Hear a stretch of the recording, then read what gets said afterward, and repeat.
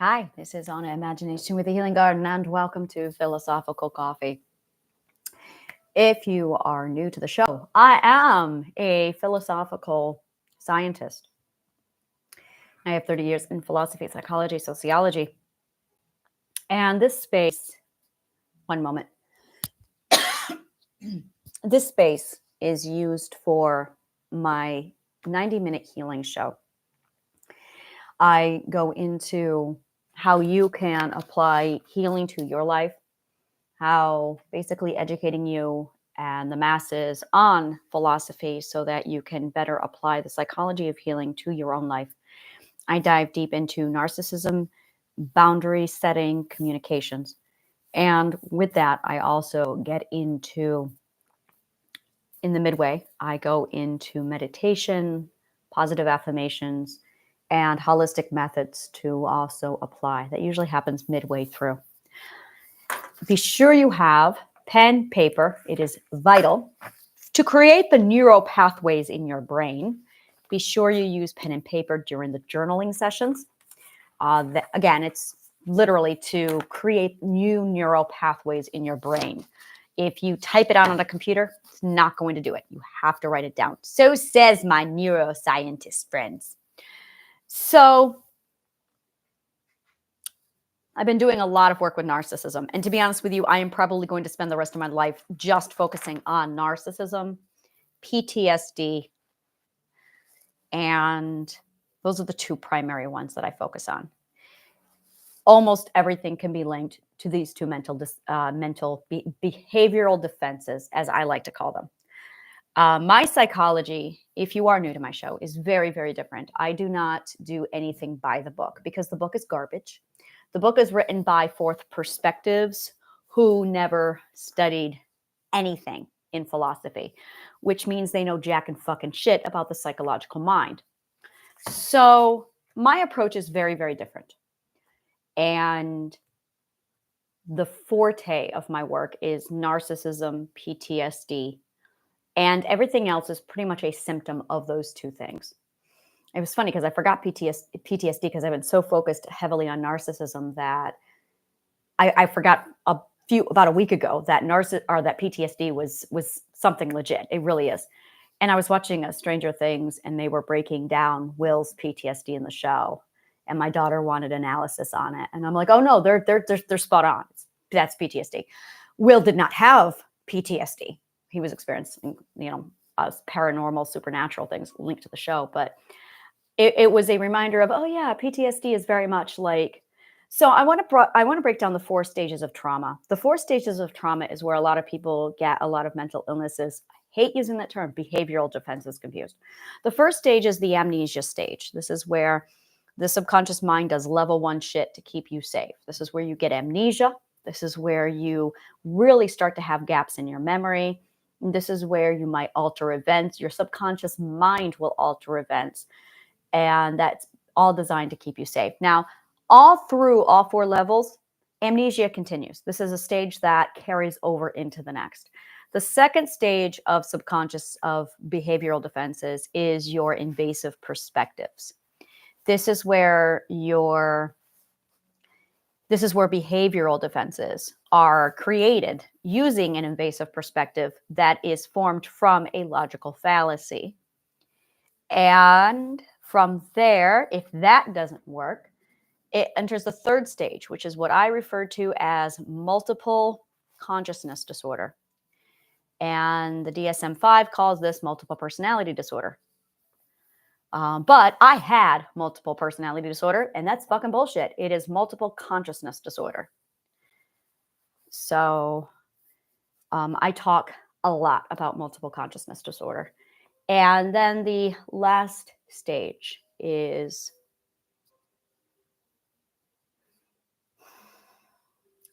I'm going to call it the comatose or the vegetable stage. I hate calling it that, but the comatose stage. And that's when it's full material plane shutdown. During my trauma years, I went as far as stage 4. I was almost permanently there at one point. And there are these toggles. So you'll have amnesia and invasive perspectives, and then you'll cross completely over to invasive perspective. If the trauma continues and it's severe enough, you will get into multiple personality disorder, multiple consciousness disorder, and it will toggle between invasive perspectives and the behavioral defenses. You'll have both. And the worse the trauma gets, the longer you have the trauma, the deeper you get into multiple consciousness disorder. I had 4 alters. And then if that continues, then you will toggle on being comatose. Now, in addition to the 4 alters, you also have 6 parts of your mental system. And of those 6 parts, 5 of those parts have a consciousness to them. So every person has 5 consciousnesses. It's all under the same conscious mind, but there's 5 different parts doing different talking, different speaking. And that is just your consciousness. That is your fear system, your guilt system. Well, fear, guilt system. That is your intuition. That is your identity. And that is your defense system. And then there's your ego, your conscious awareness. Now, ego in my world is not defined as pride or confidence. It's not defined as arrogance. Ego is self-esteem. It's actually conscious awareness. That is what ego is. Ego is one of the most horribly abused words in all of psychology because it's got like 5 different meanings and no one can agree on the meaning because no one really fucking knows, which is common.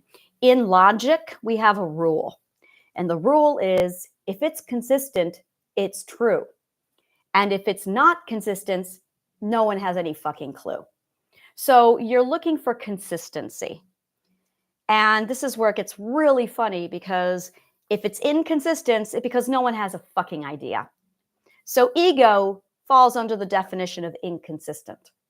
In addition to that, truth. So long as the religious people are not involved, everyone consistently agrees that truth is subjective. Throw in your second perspectives and there's going to be a difference of opinion. And then the other word that everyone discusses that no one can agree on, I can't remember it right now, but ego and truth are the big 2. Those are the big 2. So in my context, in my world, ego simply means your conscious awareness. That's all. That is it, which is primarily what Freud defined it as.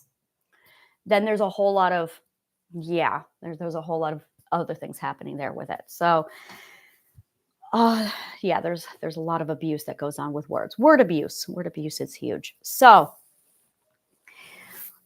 narcissism has been something I've been digging into. On the 16th of December, I unlocked a branch of it and I went, oh my God, I read this thing. Well, I wrote this thing. I had this concept. It immediately released narcissism. I put it through the system. I passed it on to my inner circle. I watched 3 people process the information. They went, oh my God. And then I passed it on to 10 more people. It's amazing. It's just been like filtering out. But it only takes care of one side of narcissism. There are 4 stages of narcissism, and there are 2 sides of the 4 stages.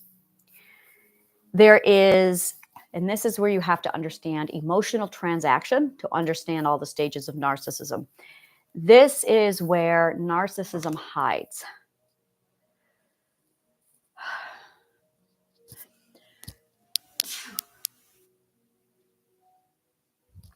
Excuse me. This is where narcissism hides. And this is why narcissism has been so difficult to identify, is because it has 4 stages and 2 sides to it. The first side is the giving side, and the second side is the receiving side. This is going to get really, really in deep. And what I cured was the receiving side. And once I got rid of the receiving side, I was able to notice the giving side. This is normal for my research. This is very normal. I will remove a layer. I will throw the layer aside and I'll go, all right, everything's done. And then I'll find something else. I'm going, well, what the fuck is this? I got through the last bit of it April of 2023. April of 2023. I had a list of all of my diagnoses from professionals.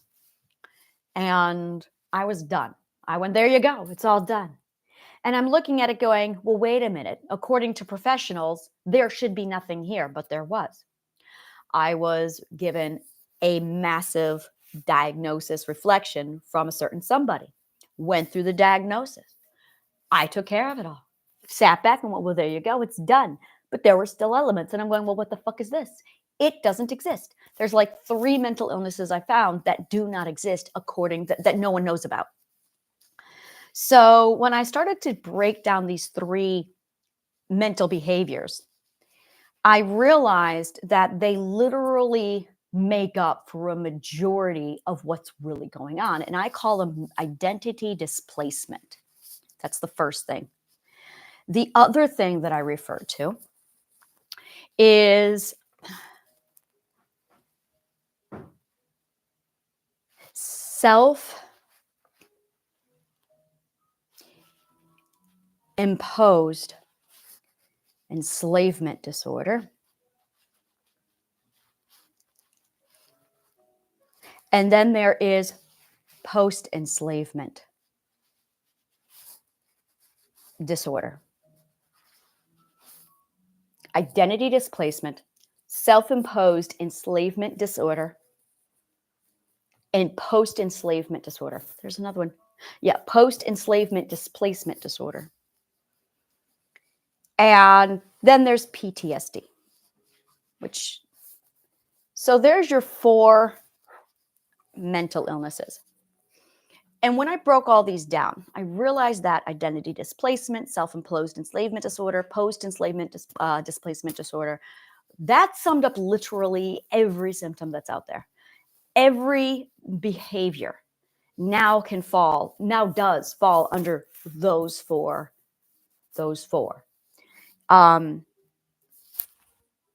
PTSD is difficult because there's PTSD past and then there's PTSD future. I think that's probably the best way to explain it. There is past PTSD and then there's future PTSD. And I'll explain that in a minute because future PTSD is absolutely undefined. It's not acknowledged. It does not exist according to psychologists. Psychologists don't even know to look for it. And every single time I worked with clients, I'm like, this keeps coming up. And it got to a point where it was really annoying because I had this. It was one of the huge things that I had to overcome. And I'm looking at it going, oh, holy shit, this is significant. So I'm going to talk today about PTSD. I'm going to talk about these 3 behavioral defenses that I've defined. And I'm going to really emphasize that this is only in the realm of behavioral defense. PTSD does not fall under behavioral defense. That is what I refer to as a logic loop. And that's really it. It is logical fallacy. This is PTSD. Yeah, this is just, PTSD is. They've got PTSD nailed. They have it all figured out. I love what they've done with PTSD. Well, now that they got it right, it took them, they called it shock, shell shock at one point. They called it something else. It's gone through like 4 evolutions. But PTSD has required so much attention because it is there's so much with it. Calling it complex PTSD is a waste of time. It's fucking bullshit. It was so funny because I was going on my diagnosis. I went back earlier on my diagnosis and I didn't realize it, but I did have complex PTSD. I didn't process it at the time. I was like, oh, I did have that. But really, I don't see the point. And this is the other thing that I hear a lot of is there's the little t and then there's the big T. Why is there a hierarchy in this shit? This is a big problem that I have. I have a severe problem with there being a hierarchy in this shit. And this is where you start breaking down all the little symptoms, and that's a distraction. So I want to talk really heavily on what distraction is, because distraction is the biggest problem. Oh my God, distraction is a huge problem when it comes to mental wellness and mental health. And this is what's going on, is either you are fixing the problem or you are being distracted. It's that simple. There's a distraction and then there's problem solving. And I'm really going to put a massive emphasis here on problem solving. One moment. Daniel, is everything okay? Yeah, I didn't realize you were recording when I came out of the bathroom, Mom. I left my clothes in there. I'm going to go back. Oh, okay. Yeah. All right, come on in, and I can block the camera. We're having a home issue. Give me a minute. Come on out, and I will block the camera. Why don't you record that side, by the way? There's painting there. I don't want to be looking at the Twin Towers while I do my work. Like, I love my Freddie Mercury. That's why. Because when I do my work, I'm looking at Freddie Mercury. I'm assuming that, let me know if you want to come back out again. My kids do not like being on camera, which is understandable. So anyway, problem solving. So this is really it, is there's the problem solving and then there's the distraction side. This is vital. I cannot tell you how much this is vital. If you are distracted, you have ended problem solving mode. This is the biggest delay in healing.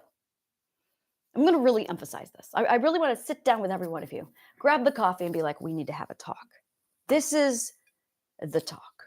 And I'm specifically referring to psychologists, professionals, the world. We're going to have a talk. If you want to be serious about your healing, the first realization that you really need to have is the 2x4 of, I'm calling you out on your bullshit when it comes to the world of distraction versus problem solving. You can't have both. And if you really want to heal, you need to use self-honesty as a tool to really dig into yourself, to ask yourself, is this problem solving or is it distraction? Now, here's the problem. Do you remember about 10 minutes ago, 16 minutes ago, when I said the words that the first stage of narcissism, or I'm sorry, the first stage of trauma is amnesia? Well, there's another part of that, and it's called distraction. Distraction is the second tool that the subconscious mind uses. And it's really good at it. It is so good at this that psychologists have fallen for it, which is why I have such a big beef with psychology. Psychologists are more guilty about this than the actual patients. True story. The problem is psychologists are not aware of this. I think the only reason why I am is because self-honesty and I are like this. And I learned because I had me to get around. I had to get around my own subconscious mind. Really, let's talk about this because this is really what you're up against. When you decide to heal, it is you versus the self. As soon as you say, I am going to heal, you just started to play a game of chess with yourself. Now, some people are playing checkers. Some people are playing chess. And then there is me. You know when you're watching an anime and someone clones the superhero like Luffy or Naruto, and they pit themselves against each other, and then you're going, Luffy has to fight himself. Well, this is going to be interesting. Because Luffy doesn't quit. Ever. Now, Luffy's not smart. Neither is Naruto. So let's do this a little differently. Imagine if Spock were cloned and he had to out-logicize himself. Because that's what you're up against. You have to best yourself. That's really what you're doing. And you have to get better at yourself than yourself is. That is healing. You have to out-logicize and outsmart yourself. I don't think I can make this any more clearer on what healing is and why it's so hard. Now, I have a problem. I'm a fucking genius. And I had 4 alters, all of who were geniuses. In addition to that, I also had significant logic.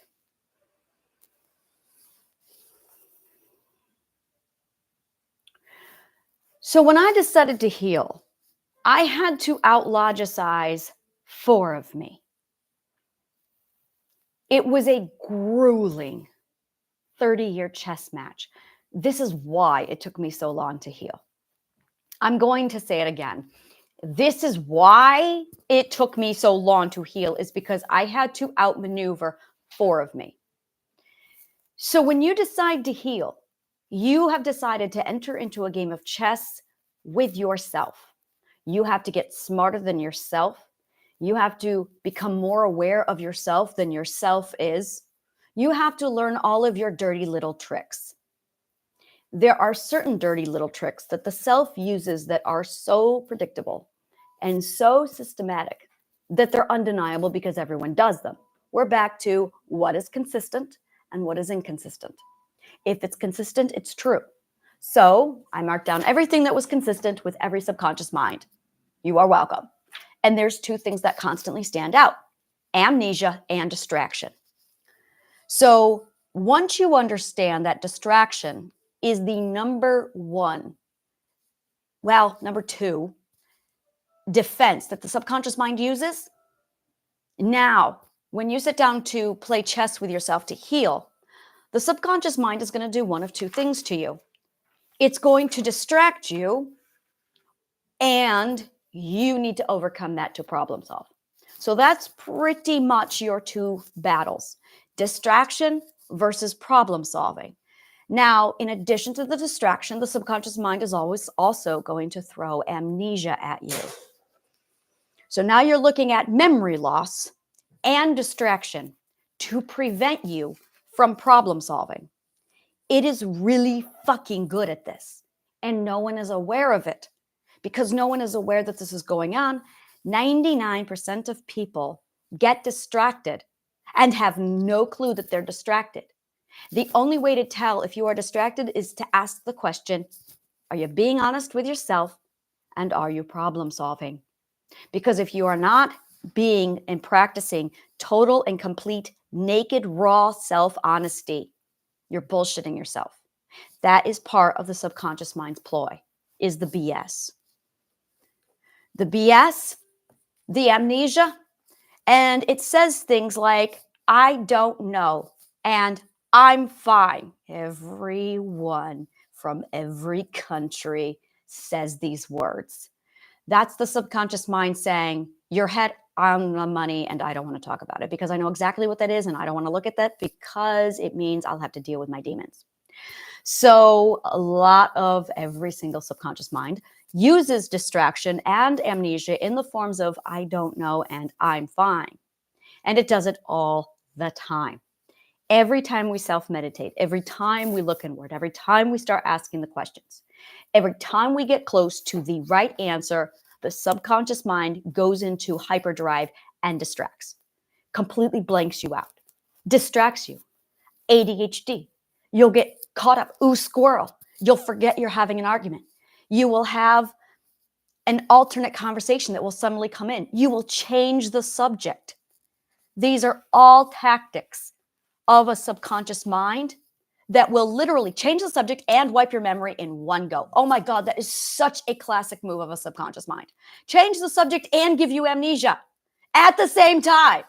And psychologists are unaware of it.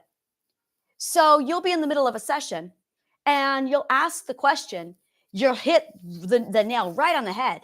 And the subconscious mind will, oh, did you get a new painting? And the psychologist will go, yes, I did. Thank you for noticing. I really love, and boom, you're talking about something else. And both of you have forgotten what it was you were talking about. The psychologist, because they're not aware, and the subject, the patient, because the subconscious mind just gave you amnesia. So then you'll finally come back away from it. And the psychologist in most cases will be like, what were we talking about? Or, and I saw my own therapist do this so many times, where she was like, she'll have to pick up the conversation and carry it a different direction. And the topic that we got so close to completely dropped. Now, because of my self-honesty, I caught on to this because I knew the bullshit of what the subconscious mind was doing.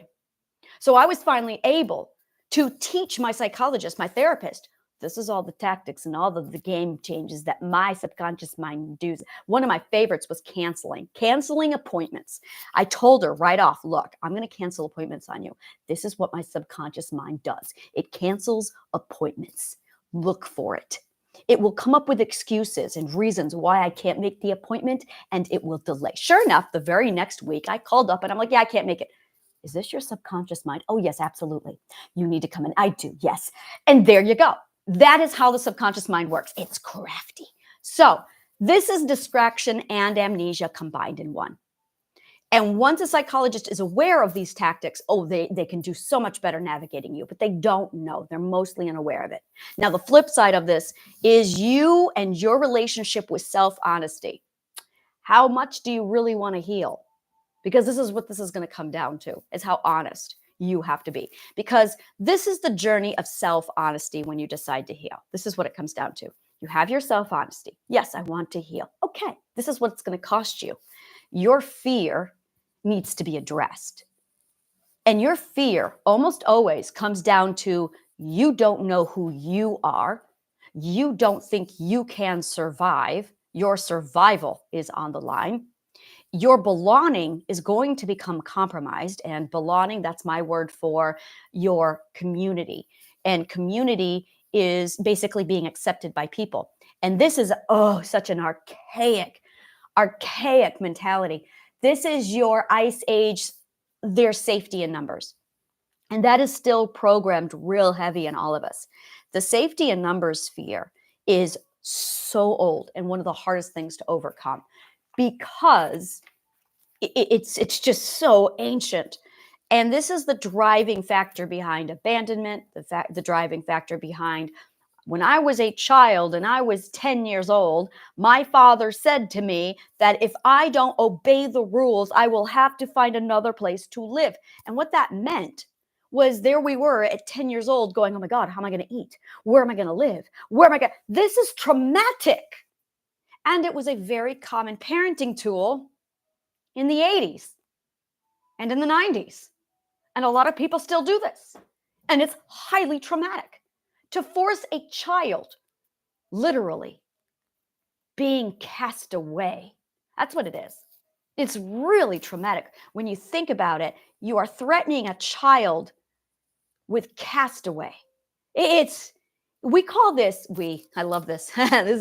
We call this, the Vikings had a word for this. It's called nithing. The word nithing, spelled literally like the word nothing, except the O is an I. It's nithing. A nithing is what it's the root, it's the cognate of our English word nothing. But in the Viking world, in the Old Norse world, the nithing was literally a status.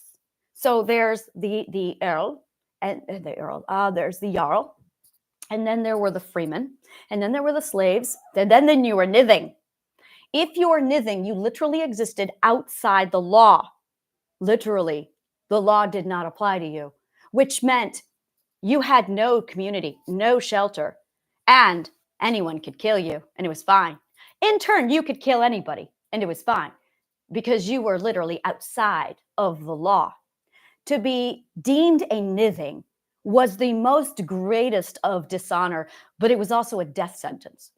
Because if you were deemed a nithing, you immediately posed a threat because you could kill and get away with it. So they always killed you. If you were deemed a nithing, they would turn on you and they would just kill the nithing. They would actually go nithing hunting. It was an event just to make sure that you weren't out there posing a threat because you lived outside of the law. You were a nithing, but you were also without label, without title, without property, without anything. You were a nithing. Now, this concept still very much exists in our psychology today, where when we are talking about not belonging, we are literally talking about an abandonment on such a level that you don't exist. This is why so many people have a problem with invisibility.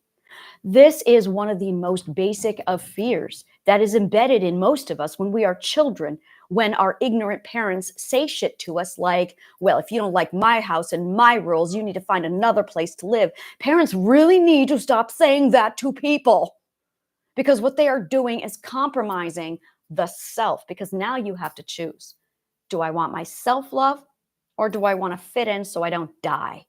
Literally, love the self or perish. And this is what our parents are putting onto our little brains when we're 5 years old, 10 years old, 15. It's traumatic. It's one of the oldest, most core traumas that almost all of us live with, and no one talks about it. So when we talk about self-honesty, this is what we're really digging out. This belonging, the self-knowing, and your ability to save yourself. Self-salvation. I love those words so much. Self-salvation. This is really at the core of most fears. All fears, fear of the unknown and fear of no belonging, fear of being cast out, fear of not being accepted, which goes back to safety in numbers. Those are your two fears. There are no other fears. These are it. Fear of darkness is fear of the unknown. You don't know who you are in a new situation or in an unknown. The self is undefined, and that is what the unknown is. It's the self undefined in that circumstance. Change happens. You don't know who you are in that scenario, so you don't want the change to happen because you don't know if you're going to survive it. Self-salvation. The defined self can save the self, but you need proof of concept, and that's really what you lack, proof of concept. So when you are looking at self-honesty, what you're really doing battle with, what you're really playing chess with, is your proof of concept that you can save yourself no matter what. And that includes confronting fear of the unknown and confronting your fear of belonging. So this is really what you are undertaking when you decide to start healing yourself. Now let's flip this around a little bit. The other side to all of this is your problem solving. The problem solving is vast. It is all of trauma healing. That's where the work gets done. That is where cognitive behavioral therapy exists. That's where dialectical behavioral therapy exists. That's where exposure therapy exists. Don't do exposure therapy without first consulting a therapist. That is where meditation and self-exploration exist. That is where change exists. Everything fantastic about healing happens in the problem-solving mode. Here's the problem. This subconscious mind distracts and gives amnesia so effectively. And the fear of the unknown and fear of the loss of belonging is so strong that you have to overcome the distraction, the amnesia, and the two fears to get to problem solving. But most people don't know that the distraction is going on. This is why healing and therapy can take up to 20 years. Years. This is how good the subconscious mind is at distraction. Once you become honest with yourself on how much and all the ways the subconscious mind distracts, you can switch over to problem solving and get the job done. I'm going to be blunt. It takes about 2 weeks, literally 2 weeks to 3 months to heal. If you stay in problem solving mode for that long, 2 weeks to 3 months max. Now, here's the problem. Most people cannot stay in problem solving mode for that long because of the distraction, the amnesia, and the fact that you've got those two fears constantly creeping up. So this is where self-honesty has to really break through and confront. You got a plan, and that's really what it comes down to. You need a plan. You need a plan, you need a plot, you need a strategy. And the reason why is because you are up against distraction and amnesia. You are playing chess with the self. You don't go into this fight without a plan. You're gonna lose. It's gonna get delayed because you are up against a very crafty subconscious mind. You are playing checkers or chess with yourself. You are literally being pitted against yourself in a logic game. And your subconscious mind has worked very hard to make sure you are the way you are prior to healing. It doesn't want you to heal, because if you heal, you're going to have to undo all of its work. And it worked really hard to get you where it has you. Believe me, it does not want you messing around with its work. It's like you've got this beautiful running computer and it's working efficiently. And the computer's going, yes, it's wonderful. We'll call this thing Hal. And then you walk in and you're going, all right, it's time to completely revamp. We're going to erase the hard drive and rebuild, and we're going to install Windows. No, we're going to install Apple. And Hal goes, no, Dave, we don't want to do that. And it completely fights you. Now it's you versus this computer, because it's worked so hard to make sure the programming is running the way it's running. So it's got distraction and amnesia to make sure it protects and preserves the self. So really, you need to learn how to get around your subconscious mind. Your subconscious mind is fear-based.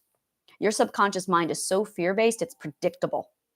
To get around fear, you have to overcome the very first and the oldest law, literally the very first ethical law, which is problem solving.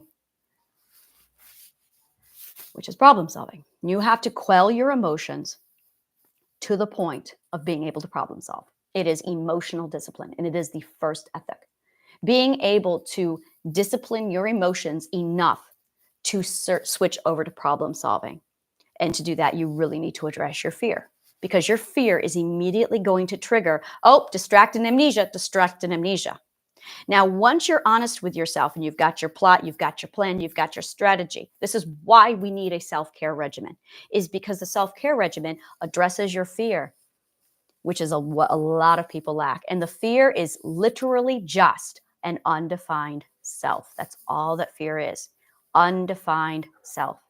So once you are able to get proof of concept, the fear goes away every single time. Logic is the cure to fear.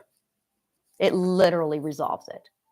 And once you're able to use problem solving and logic to prove about your fear, to calm your fear, and then to prove to yourself that you do have the ability to resolve a conflict, now you can quell and calm down the fear, and you can switch it over to problem solving.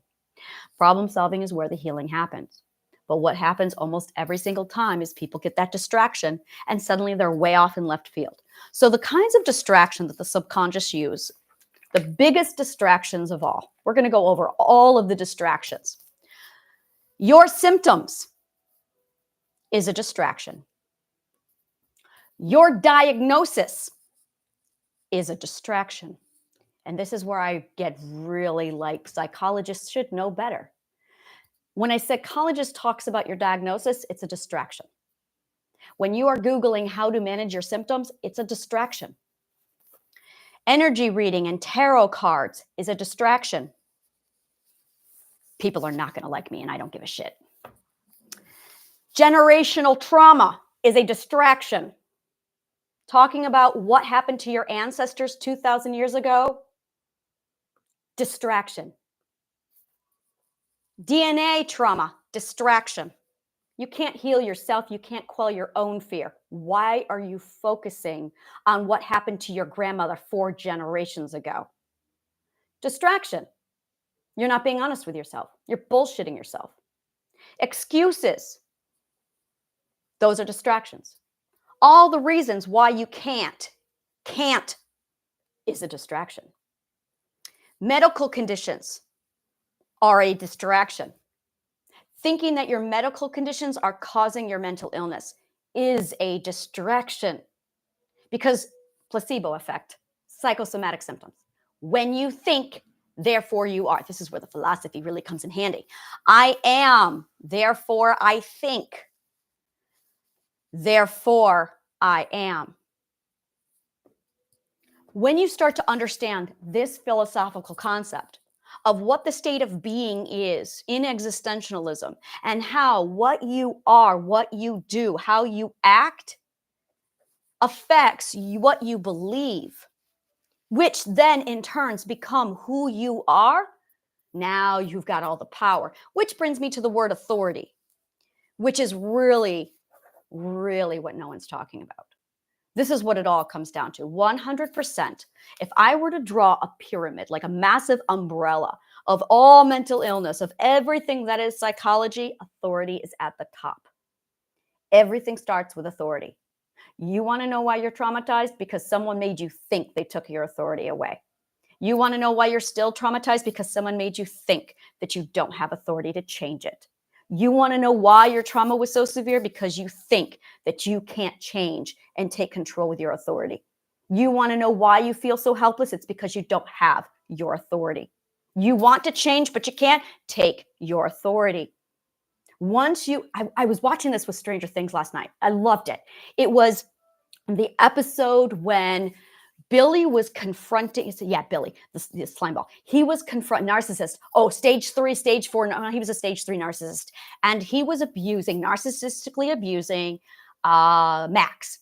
And I was watching through the whole series. We're binging it right now. And he was abusing her. He was controlling her. He was manipulating her. He was watching her, guarding it. Pure narcissistic stage 3 manipulation tactics. And there's this moment where Billy is beating the crap out of this kid. And the girl, grabs a syringe and injects him with something. And then she takes a baseball bat with nails in it and she slams it down between his legs, doesn't hit him. And she's like, this is it. And I stopped. I was writing a letter at that point. I stopped and I pointed at the TV and I said, right there it is. And my daughter was like, what is it? And I'm like, there it is. She's taking authority. Boom. This girl is maybe 12, 13 years old. And he is maybe 19 to 22 years old. I would say he's 22 years old. And he is an absolute abusive piece of crap to her. And it's this moment when she finally walks up to him, injects him with the thing, and he falls down because of the drug. And she's like, you're not going to do this again. You're going to leave me alone. This is authority. This is boundary setting at its finest. This is it right there. It is the point of change. And he's like, he just looks at her like, fuck you. And she grabs a baseball bat with the nails and she slams it down. She goes, say it. And he goes, I understand. She goes, say it again. And he goes, I understand. And I pointed at it and I said, right there. She just took authority. He will never abuse her again. My daughter's like, I never noticed that, but he does it. No, that's narcissism. An abuser requires 3 things from you. This is how you abuse-proof yourself. Take your authority. Because an abuser requires your cooperation. You have to be a victim. You have to be submissive. You have to be a slave. People who take authority are bad slaves. You can't abuse somebody with authority, and they know it. Oh, they deeply, subconsciously know it. So the minute you grab your authority and you say, back the fuck off, oh, I can't abuse that person. That's a bad candidate for abuse. Never mind, I'm going to go find somebody else to abuse. And that's how it works. Every time. I was 15 and my brother was beating the fuck out of me. This is the last time he touched me. And I switched alters. I was Joanna when he was beating me. And in the middle of it, Colin came out and there was no pain. All the pain prior to that particular moment was gone. I felt nothing. Colin has a sense of humor. She looked up at him and smiled. And then she stood up and she stabbed him with a pair of scissors when he was strangling my sister. He never touched me again. Never. Because I laid down the authority. Same thing with the girl in the movie. As soon as you claim your authority, as soon as you finally own it and you take it and you realize it was never lost, the only thing standing between you and your authority is you thinking you can't. I need that on a shirt. That's it right there. The only thing standing between you and your authority is you thinking you can't. That's it. Wrap your head around this and you will never be abused again. This is boundary setting. This is really what it looks like.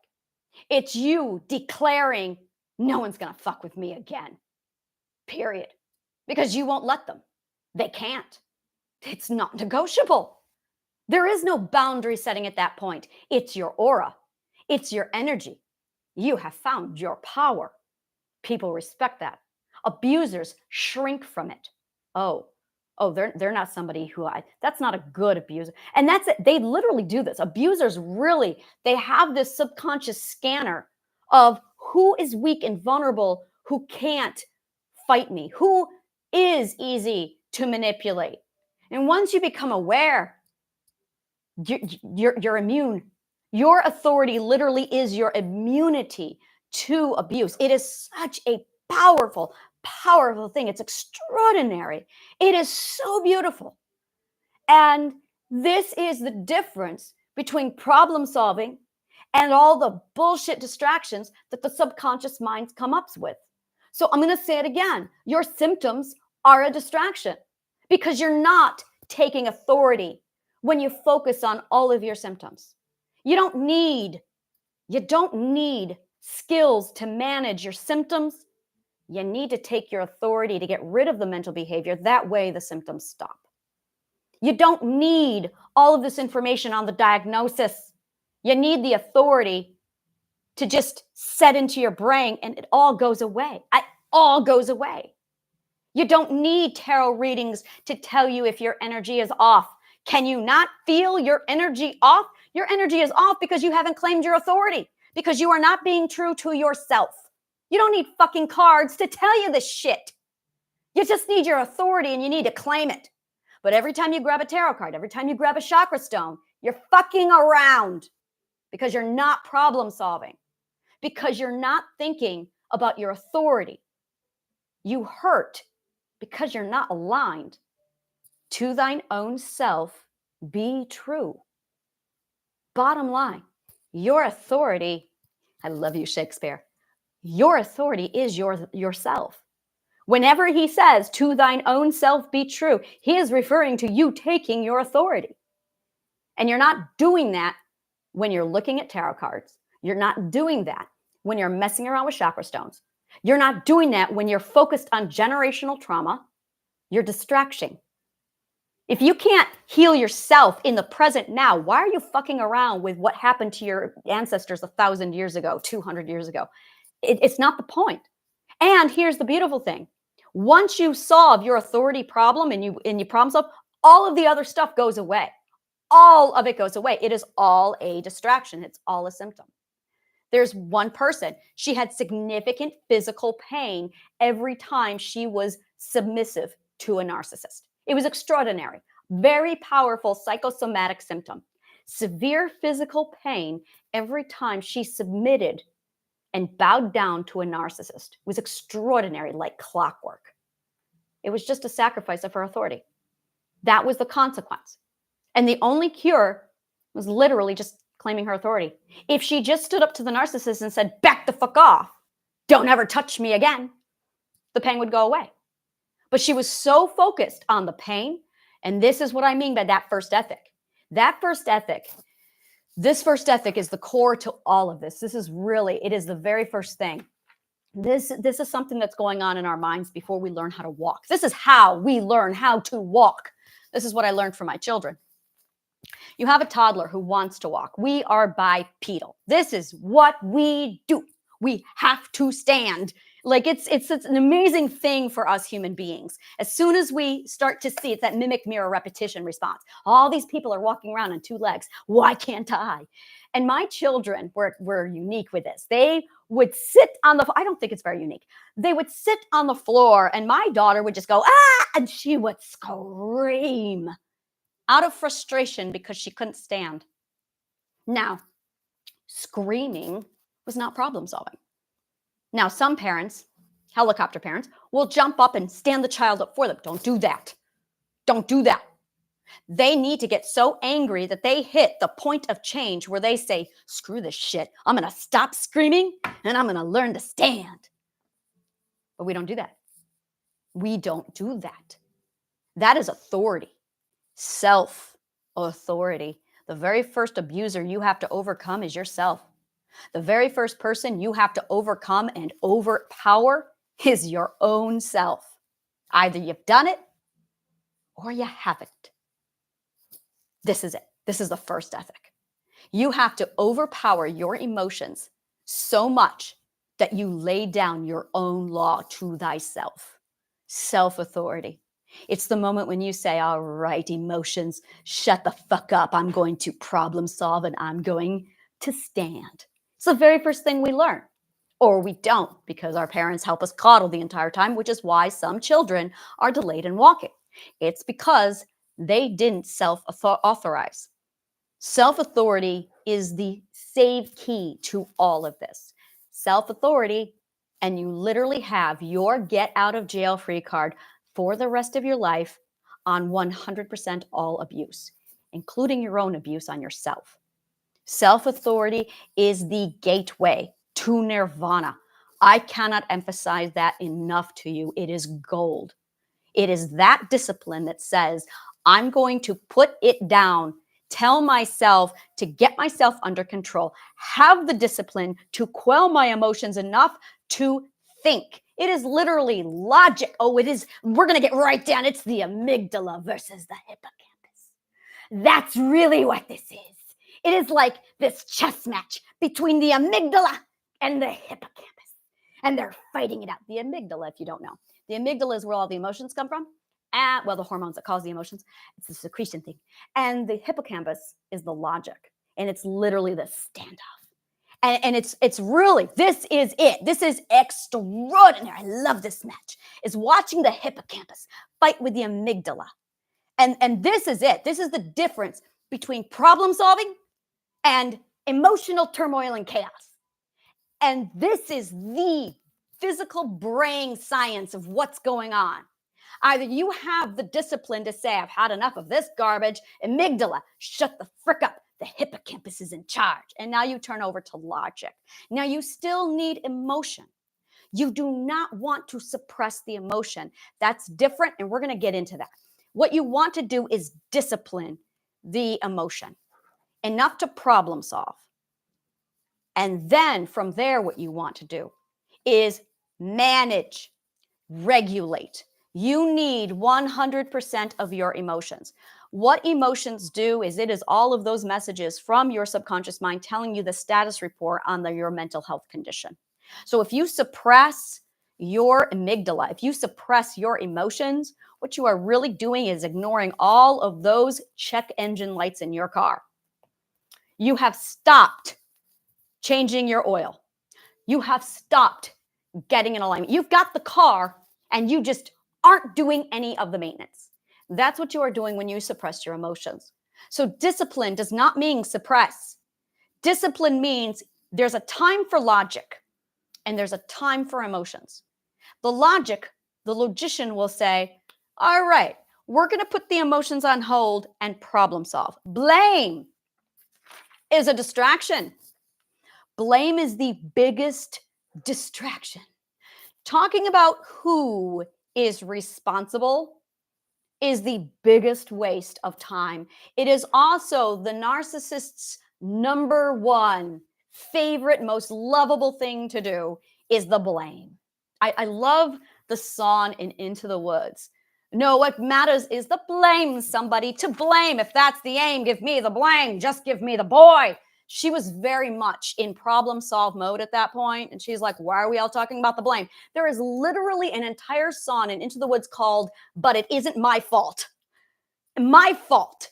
And the whole song, it's a gorgeous, awesome song. It's pitter patter, is just the four main characters arguing over who's at fault for the entire chain of events and everyone pointing fingers. It is such a fun song.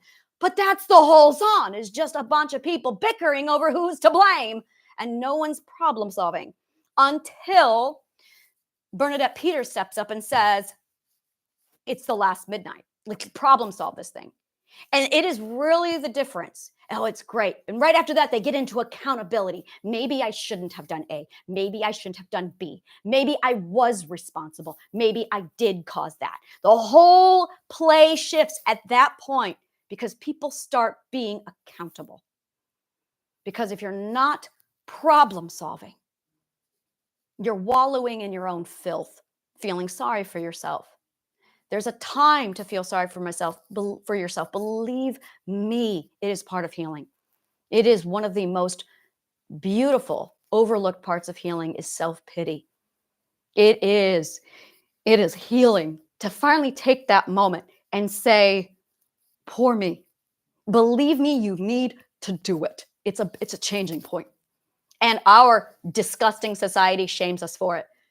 And it was the most profound moment in my healing was when I finally broke down and just cried, poor me, where you feel sorry for all the shit that's happened to you.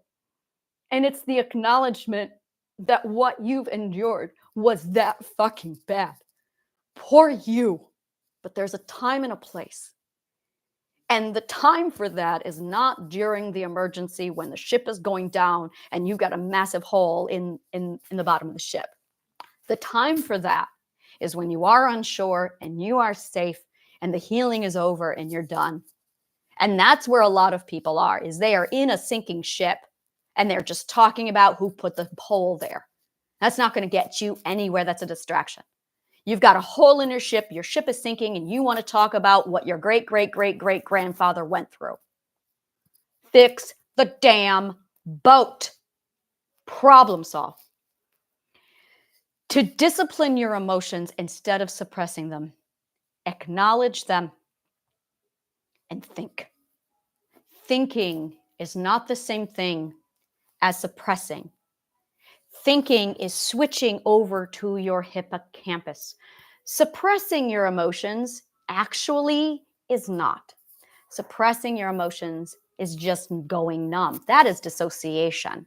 Dissociation is not a symptom. It is it's addiction. It is very much a form of addiction. It is the exact same thing that says, I feel trapped. I'm not going to problem solve and go through the actual door. I'm going to take a drink of alcohol, or I'm going to watch porn. It's the distraction. Dissociation is no different than a bottle of alcohol. And that's what's going on, is it numbs you. It's an escape goat. It's a false door. I have an analogy that I use for addiction that really breaks all of this down, is you are inside this beautiful genie bottle. You love your comfort zone, and you should. Your comfort zone is awesome. But some people are so terrified of discomfort, or because this is great. Either you are afraid of the discomfort zone for one of two reasons. The first reason of being afraid of your discomfort zone is you were overexposed to discomfort to the point of association trauma. I get it. So then you are in your comfort zone for the reason of avoidance. The other thing is you were so overly coddled, you were so overly pampered as a child that you never experienced any discomfort. So you don't know who you are. You have an undefined self when it comes associated to the comfort zone or to the discomfort. So now you are in the comfort zone for fear of, I don't know who I am if I'm not in the comfort zone. So you have an undefined self. You are afraid of the unknown. So you are either stuck in the comfort zone because you are avoiding, or you are there because you are terrified of the unknown. If you are terrified of the unknown, you also probably have a fear of failure. And here's what you need to do. You're in the comfort zone. You have one of these two problems. And you're fine so long as your identity doesn't want to leave. When your identity suddenly wants to adventure, because the identity must define itself, identity will say, I want to do X. Let's say identity wants to go on a cruise. But let's say you are afraid of ships and water. Now you have a problem. You have your fear versus your desire. This is the pretty little cocktail that happens with addiction. You have a desire, but you are afraid. But you don't know how to manage your fear because you never did self-authority when you were an infant, because you probably had an over-enabling mother. And as a result, she helicoptered you and you never experienced who you are in a case like this. Or you have an aversion because you were overexposed to discomfort. So now you have a desire to go do something, but you're afraid. So you don't. Now your comfort zone immediately stops being a comfort zone, and now it is a prison cell. There you are. Being in a prison cell is not good for human people. To quote Star Trek, human beings make terrible slaves. We really do not do well when we feel or think that we are not free. Not free is the biggest thing in a human's mental health. Not free. And that is exactly what a person is dealing with when they are first dealing with addiction, and then later dealing with addiction, is they are stuck in this comfort zone, which is now their prison cell. Now, in some cases, you are self-imprisoned for your own safety. Believe me, this is a real mind fuck. This was my case. This is self-imposed enslavement. Oh my God. I had to lock myself in my room to keep my brother from coming in and beating me. It was my safe space and it was my prison cell, literally. So I really have a problem with freedom, not having it. Now, when your comfort zone becomes your prison cell, you end up developing anxiety. If you have a problem with anxiety, 100% of all anxiety is this scenario. You desire, you're too afraid, you are trapped in a comfort zone, anxiety builds. You don't feel like you can control because you desire something that you can't have because your fear is in the way. The only solution is to take action and do. This is where we're going to go over to the philosopher's compass. I want, I do, I become, therefore I am. And that is how you define the self. I want, I do. That's the taking action part. And then you become, and then you are. Now we're going to go back to philosophy. I think, therefore I am. I am, therefore I think. I am is actually I do. I become. I think is the belief. So it's I am, I think, therefore I am. But in the case of addiction, that's not going on. What's going on is you want and you don't. So you don't become.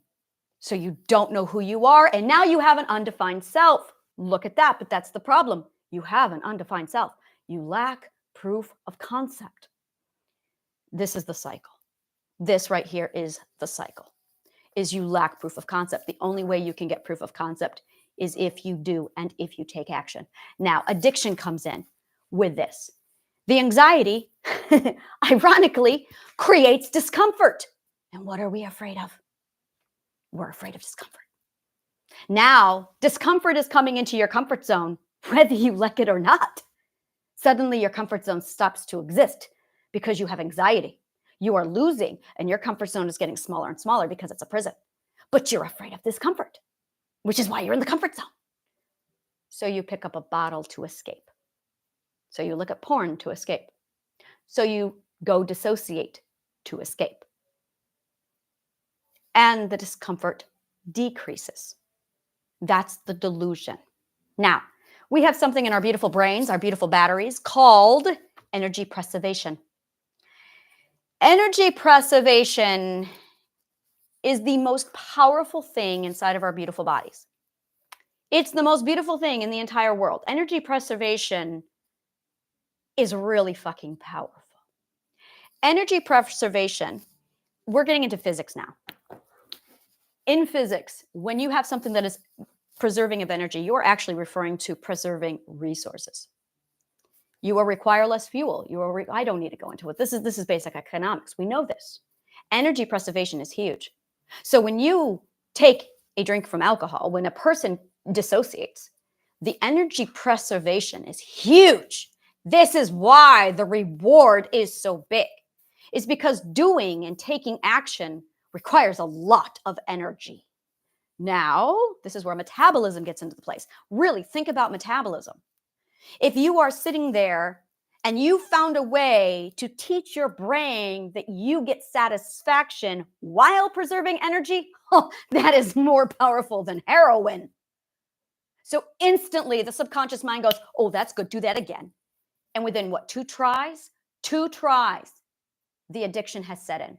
More powerful than morphine, more powerful than meth. It's a crazy addiction. And it's because the subconscious mind, it's energy preservation is the subconscious mind's crack. There's really no other way to put this. Energy preservation is like the subconscious mind, really, they need help. Like a subconscious mind goes nuts over energy preservation. So when you are aware of all of this, this is really your relationship with discomfort. That is what you're up against. It is intense. And the only way through this is through exposure therapy, by having the self-authority to decide to tackle the fear, to get your proof of concept, which requires that you take action. The more action that you take, the more you reverse all of this, the more you reverse off of this, the more you do, the more you do, the more you become, the more you are, and suddenly you can leave your comfort zone. Keep practicing it. Now, here's the thing, and this is the crux. There's going to be that point where it's like I had it written out once where it was an infinity circle, because there's two parts to this. There's the addiction, and then there's the self-loathing. And this is where the manifestation comes in, where usually these people go, oh, I'm not going to succeed. I know I'm not going to succeed. Or they do succeed and they immediately go negative thinking, where they'll say, well, I may have succeeded this one time, but it's not going to happen again. This is because they lack the proof of concept. They lack the positive mindset, and they have self-loathing. The self-loathing is a huge part of this. And the self-loathing is directly linked to not knowing who they are. It is the unknown. So it's literally putting the self against the self. And that's when they go into the addiction cycle, where they go to the comfort zone. They're in the comfort zone and they start to feel the anxiety because they want, they desire, but they don't do. The anxiety builds, they feel the discomfort, so they escape. They escape, they get the relief, and then they realize that they failed again because they picked up the bottle again. Really self-compassion. Real self-compassion here. Self-gentleness, self-compassion. And if you are somebody who knows somebody who deals with this is it right here. Self-kindness, self-compassion. Being so gentle with yourself when you go for that escape is the key to reversing this. Because the self-loathing is going to set you into the next cycle. And it's that moment, being gentle with yourself when you do fail, when you do have a setback. If you think of it this way, is you're in that room and there's the door that leads to fear. And then there's a magic door that's a trap door. Here's your point of choice. You can go through the trap door over and over again. You need to go through the real door. You really need to go through the real door. And you're going to have the anxiety. You're going to have the fear built up. You need to show yourself that discomfort is okay. And that's it right there. The discomfort is okay. If you are somebody who is overexposed to discomfort, the thing you need to learn is that discomfort is not the same thing as pain. That there is a point of discomfort where it's actually adventure and growth. And being uncomfortable does not mean pain. You do not have to have that massive swinging the opposite way, back to the wall aversion to avoid pain. The other flip side of that is if you have a fear of the unknown, which is fear of the defined self. By turning that over to think of it as an adventure, and by knowing, this is big, fear of the unknown, fear is undefined self. Every time you feel fear, every time, no matter what, no matter who you are, if you feel fear, you actually are experiencing a fear of losing the defined self. Once you understand that that's really the problem, that you don't know who you are. And this, I'm going to take this back to narcissism. This is part 2 of narcissism, where it's the giving part, where, okay, I don't want to receive narcissism. I've already taken care of that. But now there's the giving it. And I ran into this last night with my partner. He said that he's moving to Manhattan, and I felt severe anxiety and fear. And I went, whoa, now I know this. So I was able to go, why do I have anxiety and severe panic and fear with him moving to Manhattan? Because I don't know who I am. I have an undefined self with that change. I have no idea who I am in that scenario, what this means for me. I'm making his story about me, and I'm well aware of that, and I got to figure that shit out. So I'm taking a look at this, and I'm going, wow, this is the giving side of narcissism. This is where I'm like focusing really heavily into this, is the giving side of narcissism. It's the undefined self. It's the, well, if he has more resources, listen to this, if he has more resources, then he's not going to need me because he's getting those resources from somewhere else. Now, what does that mean for me? It means, why would he stick around if I don't have the resources? It's because I have no value if I don't have resources. So now there is something in my brain where I'm thinking resources equals value. Limited resources. I wrote this all out yesterday. I haven't gone back on my notes yet on this, but it's basically a narcissistic formula. It is the narcissist formula. Thought, scarcity, mindset, romantic love, aka narcissism conditions. You close your mind due to loyalty and faithfulness that forces you to shift into a scarcity mindset and closes your mind from other possibilities. This nurtures a dependence due to a loss of resources because you now have invested everything you have into a single source, resulting in a higher dependency, increasing the rate of dependency to investment. So the ratio or the formula is as follows. Condensed investment significantly increases risk and decreases resources, significantly increases dependence, equals romantic love or narcissism. When the narcissism is severed, the formula breaks, resulting in open mind and abundance. Opportunity equals a lack of, resulting in open mind and abundance. Opportunity equals a lack of dependence and allowing for independence with multiple investments that results in higher resources that permit independence. Economics and financial investment with the scarcity and abundance mindset, adding in psychology, is the formula that results in possessiveness and jealousy, scarcity, and mental illness. Literally, it requires the accumulation of knowledge with finance and investment, as well as economics, psychology, and self-esteem.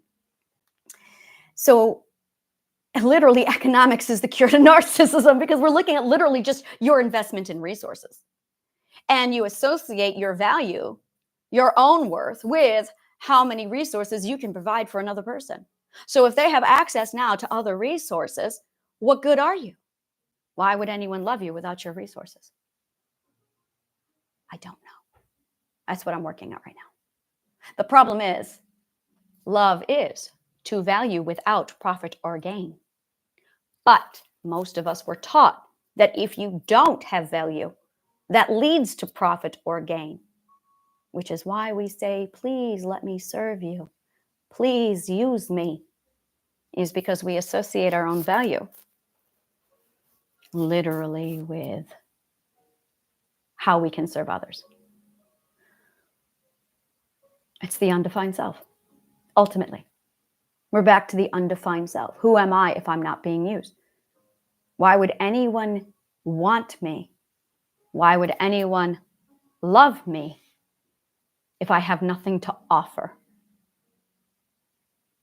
And this is where the philosophy stops, because I just cannot figure out, because to love is without reason. And I've never been able to continue my research from there. I don't know. I just don't know.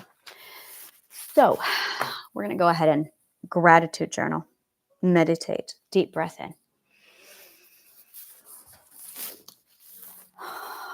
And out. And in. And out. Really learning how to focus on problem solving. Like every time you communicate and out with anyone, it's a huge thing to mindfully pause and ask yourself if you're problem solving, if you're focusing on the problem to solve it, or if you are being distracted. Deep breath in. And out.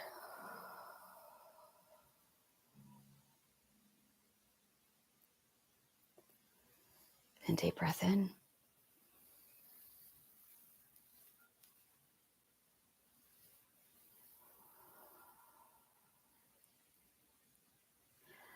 When we meditate, it is really a huge tool for cognitive behavioral therapy, which is basically increasing the reaction time.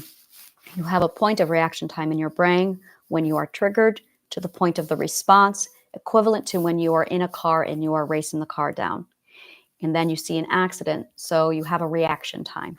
That is what we are doing here. This is cognitive behavioral therapy, is you have reaction time. In order to increase your reaction time, we're going to flip back over to physics with velocity. We're looking at speed now. Is you have basically your trigger to response. Now, urgency is a narcissist and abuser tool. And as a result, trigger response, trigger response. And this is what happens when we have PTSD and we're triggered.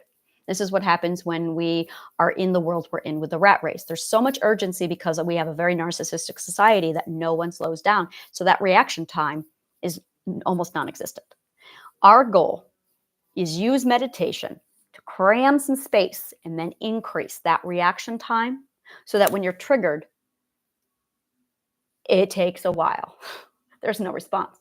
And eventually, the more you practice increasing that reaction time, you literally, it'll go away. It'll be a few seconds, and then it'll be a few minutes, and then it'll be like 5 minutes. After a while, the trigger will happen, and there's no response. That's when PTSD ends. That's it right there. Now, once you get your reaction time enlarged, once you elongate your reaction time, you now have a point of choice. You now can problem solve, but you can't problem solve. See what we're doing here? You can't problem solve if your trigger response is so fast. So with meditation, cognitive behavioral therapy, you basically are increasing your reaction time to insert the ability to problem solve. The problem solve is literally divert. And that's it. You want to divert. Once you become aware of the diversion process, this is where this is my secret. I use omniscient point of view to not only divert, but then I shift perspectives. This is how I do it. I am here in first person point of view. I had a trigger. I would increase the reaction time. So I would pause and go, wait, look at the situation. And then I would shift perspectives out into omniscient point of view. And I would look at the umbrella. And then I would shift outside because that alters. So I learned how to shift outside of the trauma completely and look objectively. That's what I did. I'm actually breaking down what it is I did. And it's coming to me clearly this morning. So I would first use PTSD to increase the reaction. I would use cognitive behavioral therapy and meditation to increase the reaction time. And then I would divert. But then after I diverted, I shifted point of view into omniscient. And then I would shift into an objective point of view. That is how I did all of this. Once you learn how to go from trauma or trigger to divert, shift your point of view into omniscient, big picture, and then go objective. Now you can pretty much do whatever you want with your subconscious mind. I will be breaking this down later, but it's divert, shift to omniscient point of view, and then become objective instead of being subjective. This is advanced logic. This is literally where I went from being emotional over to I'm going to be logical now. And I totally embraced the Spock mind when I became objective. If you really want to do it, objectivity is being logical. That's all it is. So yeah, it's divert, omniscient point of view, and then becoming objective into that logic. So deep breath in. So when we meditate, what we are really doing is slowing down the urgency to learn how to increase our reaction time to apply cognitive behavioral therapy with diversion. And then my technique was omniscient point of view, objectivity. So deep breath in. And if you are ADHD, I love physics. ADHD is just you living at a different dimension. You're supposed to be up here in the dimensions, and you've been forced to slow down. And that causes you to literally, it's like you are living in the fast lane, driving a car behind someone going 55 miles an hour. So there are ways to speed you up to put you in the right perspective. You basically need to push your intellect. You're a genius. You're intelligent, but you've been forced to slow down intellectually, which ADHD people are amazing. I believe all neurodivergents are that way. Deep breath in.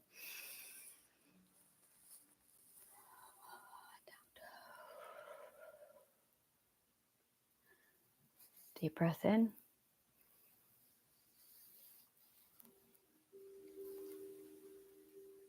And out.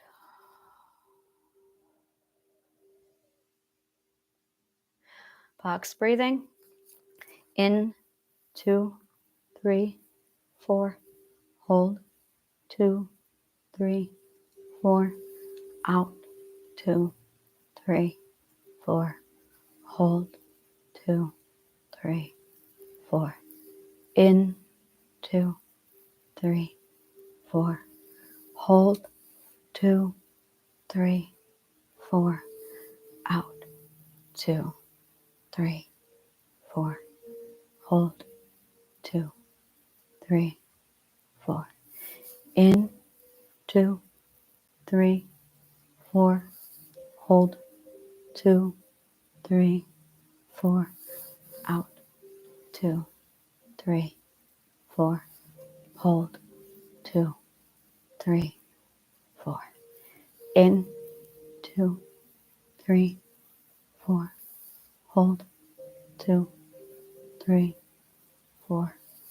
Out, 2, 3, 4. Hold, 2, 3, 4. Deep breath in.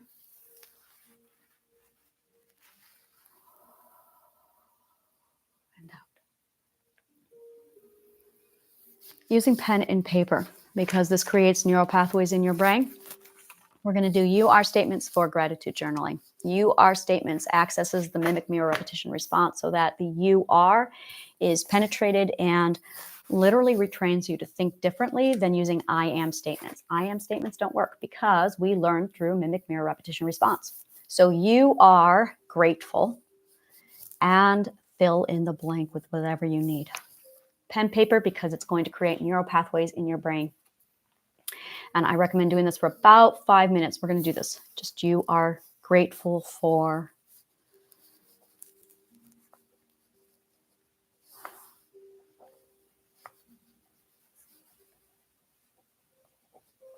Gratitude allows us to access the emotional transactions that involves gifting, receiving, and human connection.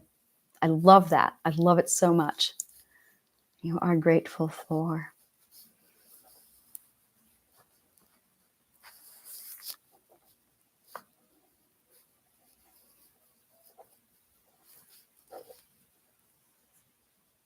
It also allows you to count your resources so you end the scarcity mindset.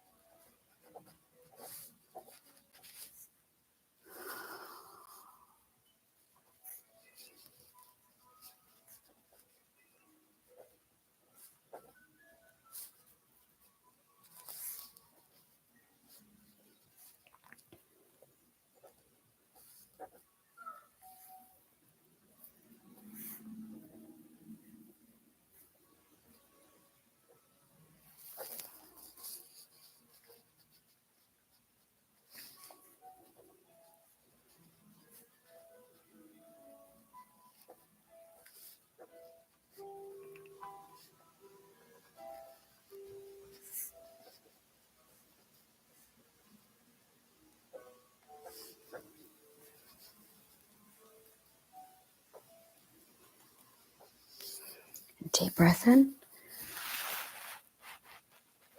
And out.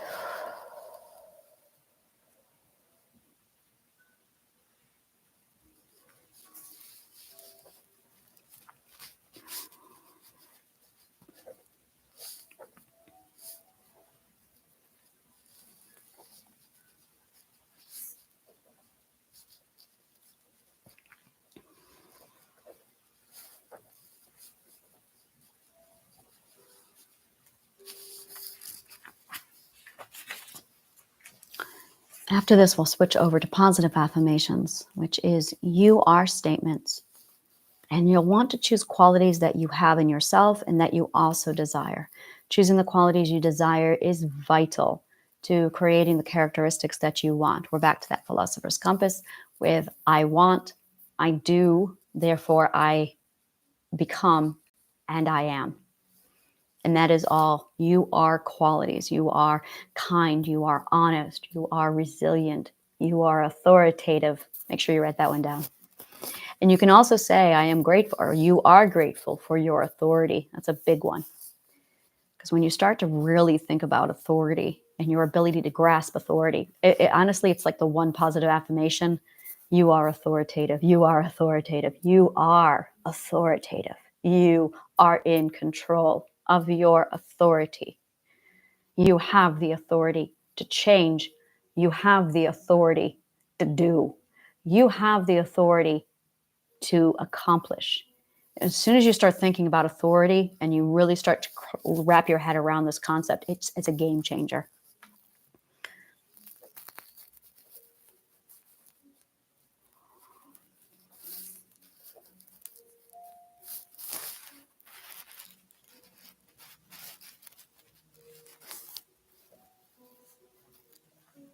Also, make sure you choose words that are like grow words that nourish you.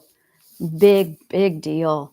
Don't say things like humble and humility. Those are really toxic words. When you really dig into their etymology, where they come from and what they actually mean, they're very toxic words. You do not want humility and humble to be things you desire. That's the opposite of what we're trying to undo. Compassion is a great one.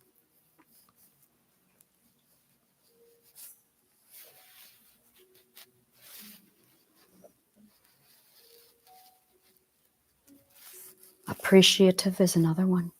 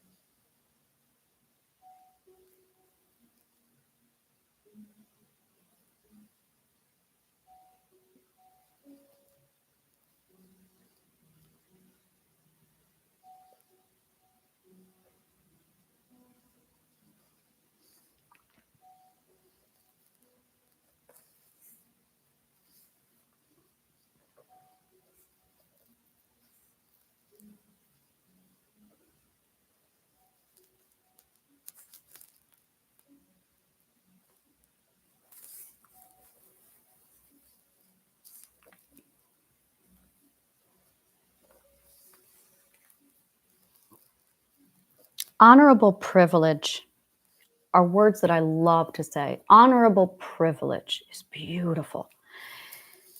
Privilege is one of those words that has so many contrasting definitions because no one can agree on what the word actually means. And this word was one that I had to dig deep yesterday, privilege. So to say honorable privilege, you are honorable. You are privileged. You hear the difference in the words. And the reason why is because privilege now has a very negative connotation to it because of our politics. But honorable privilege is pleasure. I love the word honorable privilege. Not only is it pleasure, but it's I think it's what a lot of people are trying to say when they say humble and humility, but that's zero self-esteem and almost in self-loathing. But honorable privilege is not only do I have the pleasure of knowing you, but it is an honor. Not only do I have authority, but it is a privilege, a pleasure that I am honored to receive. Do you hear the difference in the words?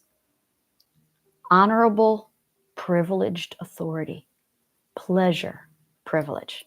It's extraordinary.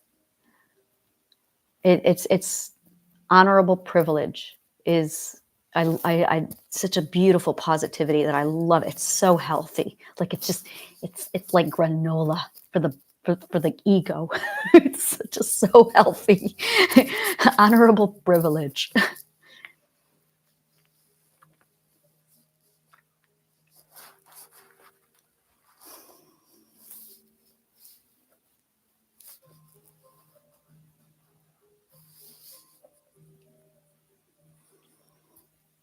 I receive my authority with honorable privilege.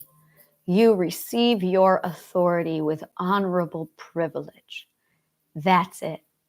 You receive your authority with honorable privilege. That, Oh, I could do a whole thing on just the psychology of teaching off of those words. I'm going to probably talk about that after this. Switch over to you are, and then whatever qualities that you want. We'll do this for about 5 minutes. You are compassionate, kind, whatever words you want to become, the qualities. This is very much the I want, I do, therefore I become, therefore I am. This is very much what we're focusing on now. You are. What qualities do you desire?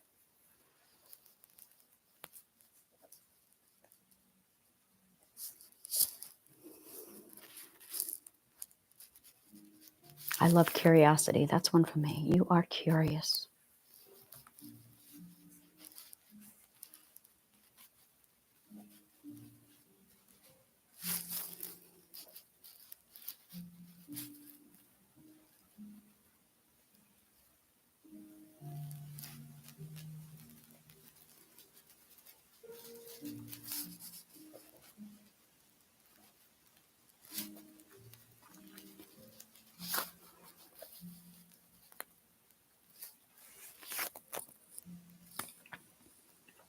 And if ever you want to look at these are on my website, on thishealinggarden.org, under healing exercises. It's on the slideshow. And you can literally grab the exercises there if you ever want to follow along or do them on your own time.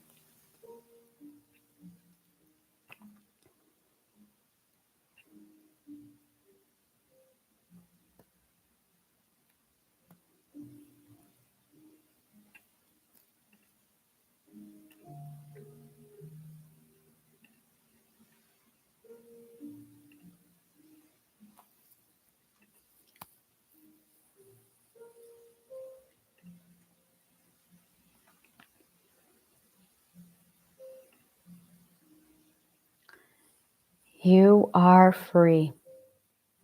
You have free will. You choose for yourself.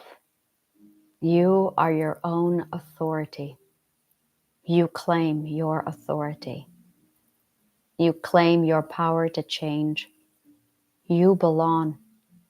You have you. You protect you. You take care of your own needs. You self-regulate and self-soothe. You are resourceful. You protect you. You have all that you need and your resources are abundant. You are home. You choose good people for you. You accept you.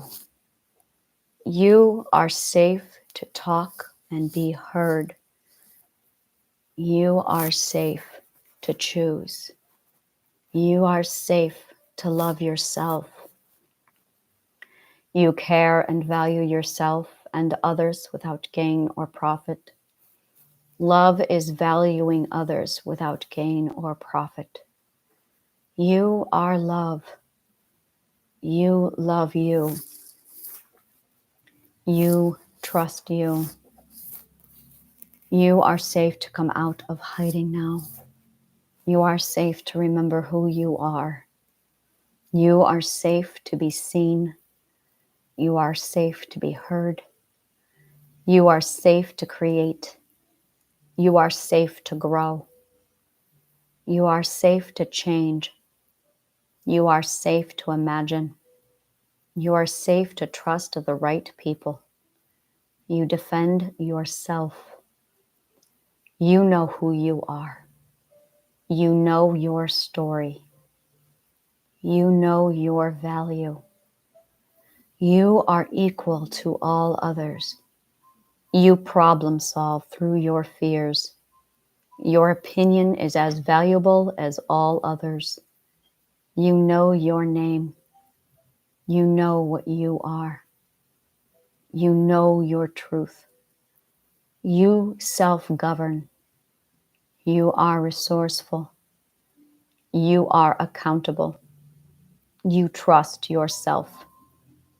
You trust others. You accept your own limitations. You ask for help. You comfort and reassure yourself. You rely on yourself. You are valuable. You are worthy. You release all that does not align to your truth. You trust your logic. You trust your logical deduction. You know who you are. You know your truth. You choose to trust the right people for you. You are strong enough to release judgment, fear, and hoarding of your resources. Deep breath in.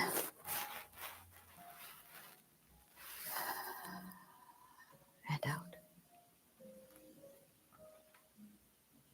Privileged, honorable privilege.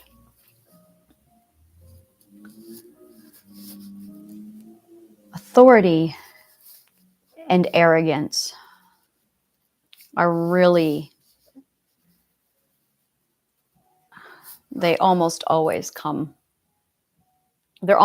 mentioned in the same breath. When I dove into my research on authority, you cannot be authoritative without confidence. You can't. It is taking a stand and deciding to lead. It is leadership. And this is where our society is very much shrinking mindset. There's a lot of people who use words to shrink you. And their nemesis is your authority. So it's shrinking versus your authority. You cannot do both. This is why authority is the cure to abuse. This is why authority resolves so much, is because as soon as you claim that authority, you go from being abused to being a warrior, and you start laying down the law.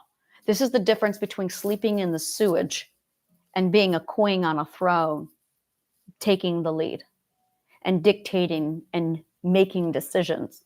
It is about making decisions. People in authority make the decisions. They take responsibility for those decisions.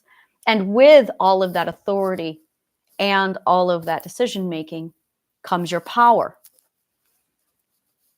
It doesn't mean that you can control others. And this is where a lot of people who do the shrinking think, and this is where it gets really confusing, where they associate power with control and pain, is because they were abused. So they associate that power with, oh, if I don't have the power, then I'm going to be hurt. So a lot of people, when they start to become authoritative, when they start to become confident, they hear the word arrogance a lot. You're getting too big for your britches. That's a common one that we hear. Too big for our britches. And this is very, very common for children. When a child starts to rise up and start to realize their own authority and their own strength, they are slapped right back down again and told, hey, don't you get too big for your bitches. And then we hear other statements like, pride cometh before a fall, which is bullshit.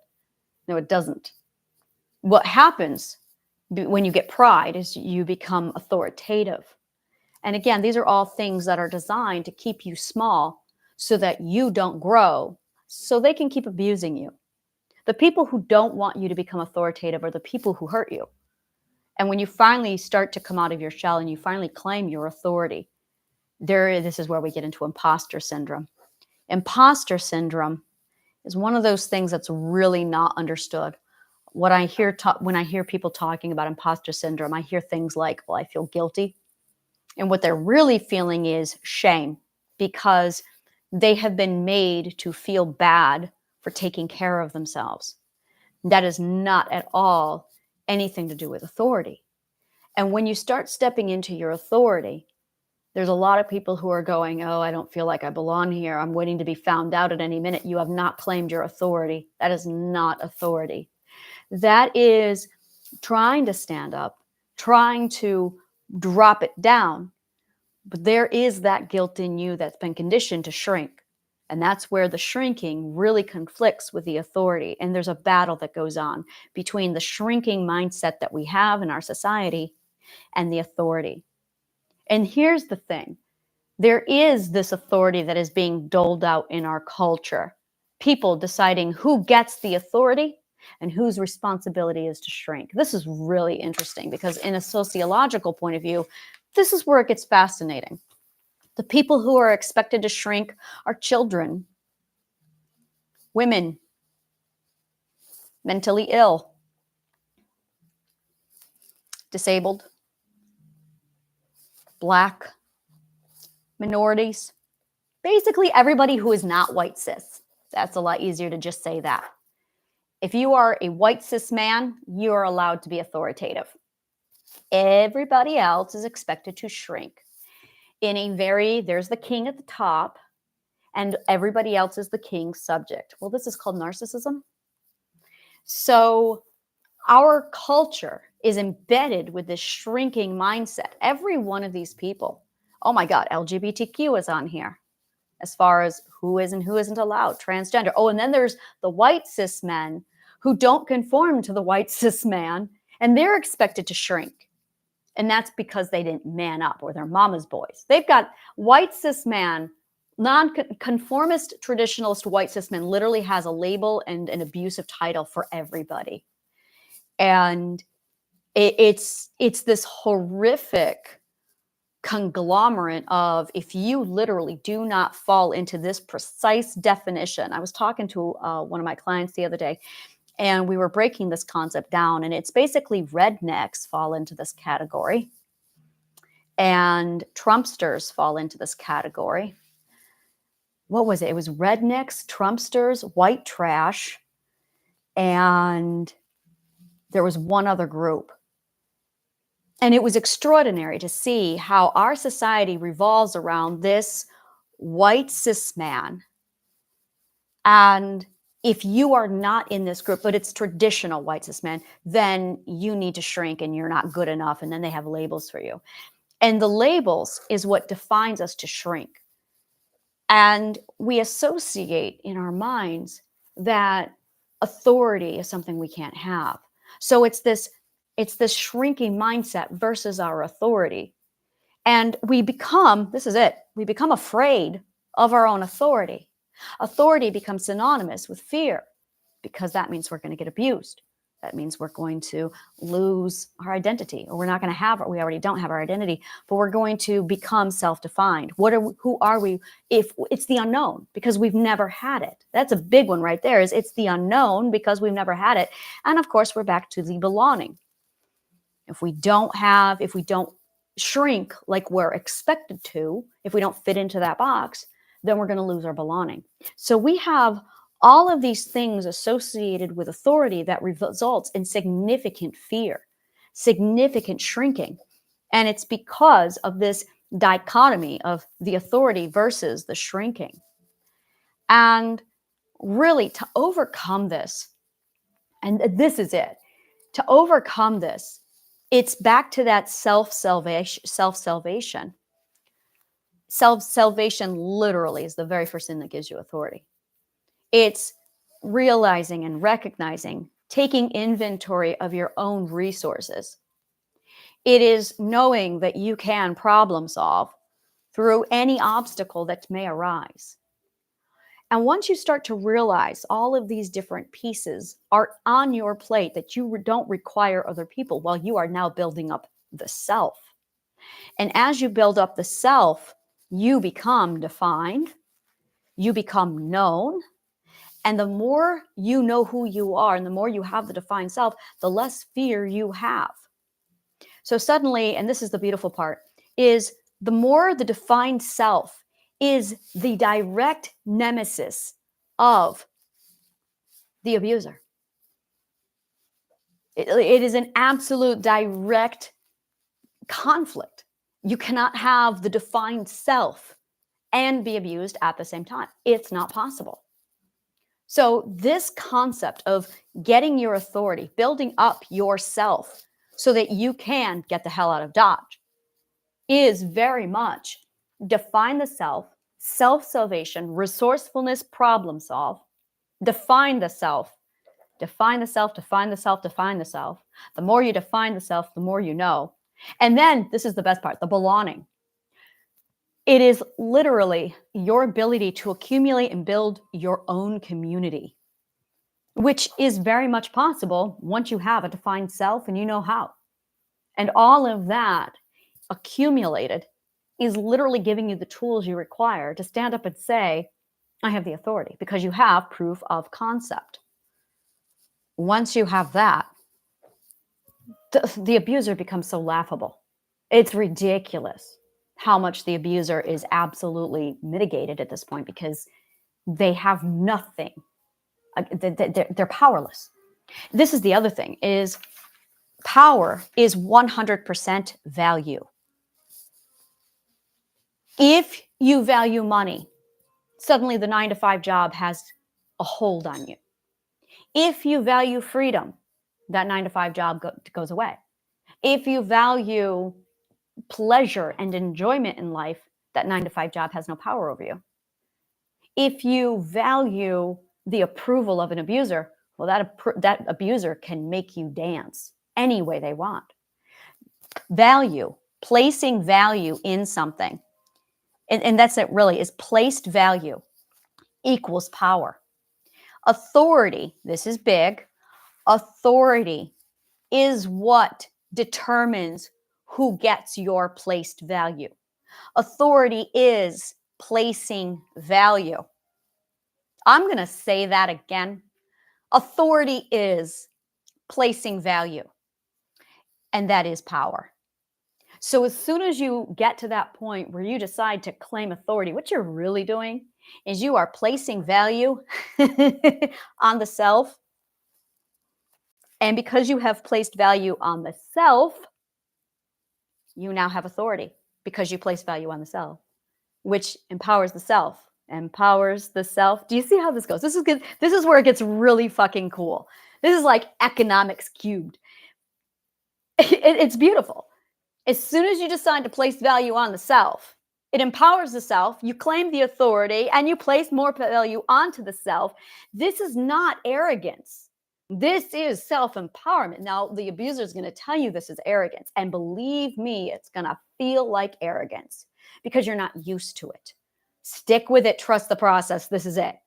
They want it. It's not familiar. Understanding and being able to identify what is familiar with what is healthy. That's a good way of putting that. There is what is familiar, and then there is what is healthy. And they are such close bed partners that people who have been abused really struggle with this. They associate familiar with healthy. The problem is when familiar means unhealthy and abused, your metric's going to be off. So you don't trust your own feelings, and you shouldn't at this point, because this tells you that there's problems. Once you establish, and you have to familiarize, this is what I call normalizing. Normalizing is what I refer to as defining your center. And it's basically completely wiping the slate clean and giving you a new foundation so you know who you are and you have your own metric.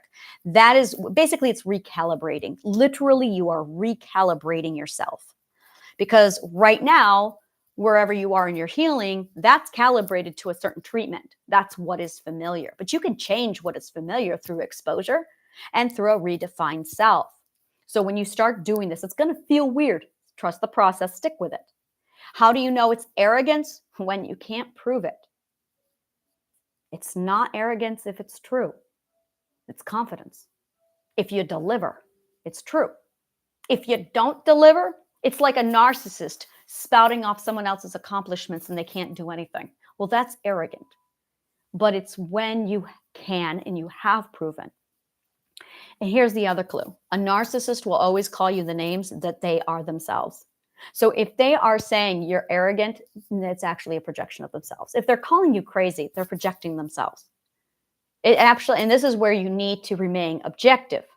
Because when you're objective, you have the ability to not internalize those things, and you can see them for what they are. Objectiveness is so huge here.